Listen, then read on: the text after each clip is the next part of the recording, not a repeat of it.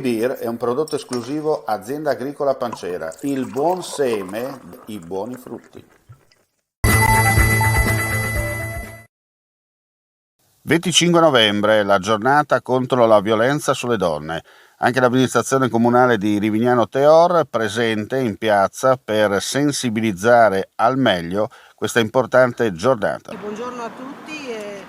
Era importante oggi anche per la nostra amministrazione comunale, l'amministrazione comunale di Rivignano Teor, essere presenti in piazza e accogliere le donne che arrivano, le ragazze, le donne di tutte le età che arrivano qui in piazza Tarabane a Rivignano e omaggiarle con questo piccolo simbolo, che è davvero un piccolo simbolo, un piccolo ciclamino, ma che ha un grande significato, perché oggi è importante, dicevo, essere qui in piazza insieme anche alla mia collega Bettuzzi per dire basta, per dire no alla violenza sulle donne. Oggi, in occasione appunto della giornata internazionale contro la violenza sulle donne, è importante stringerci tutte quante assieme. E poi naturalmente Sara dirà bene quali sono le iniziative anche previste per tutta la giornata, ma era importante oggi essere qui insieme per dimostrare la nostra contrarietà e che è ora di cambiare, perché non è normale che sia normale. Soprattutto nel 2022, quando sì. si presume in un paese libero e occidentale che queste cose non dovrebbero più accadere, però purtroppo sappiamo che ci si ricorda una giornata e poi il resto, sì, purtroppo la cronaca racconta di fatti e di purtroppo violenza. è diventata una triste attualità.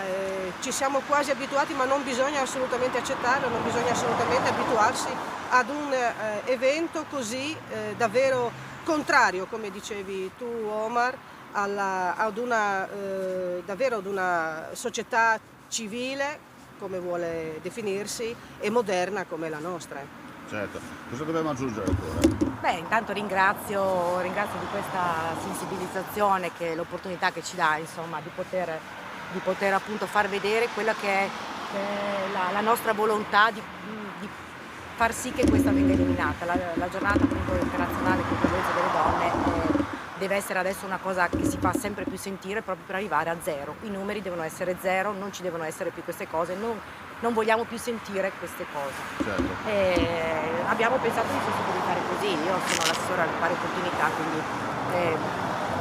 ci tengo proprio a che sia sentita questa cosa. Quindi abbiamo pensato di omaggiare le donne che passeranno oggi sulla piazza, insomma, o anche strada facendo, si fermeranno con un ciclamino, un fiore, proprio come simbolo appunto di rispetto, e un rotolino che contiene una poesia proprio personale per le donne, affinché abbiano il coraggio nella necessità di farsi sentire e anche allo stesso tempo di eliminare quella che è la violenza. Abbiamo posizionato anche la panchina e una candela con il simbolo del numero di emergenza, che è 1522, che è importante, è il centro antiviolenza, anti-stalking. Dopodiché questa sera, in serata, la panchina insieme alle scarpette verranno illuminate dalle candele, con le luci delle candele, proprio come simbolo di speranza e di rinascita, di cambiamento. Sì. Quindi speriamo che questa sensibilizzazione arrivi proprio a tutti. Certo. Insomma, che il messaggio sia chiaro e trasparente, ci auguriamo, insomma, come abbiamo detto più volte, no?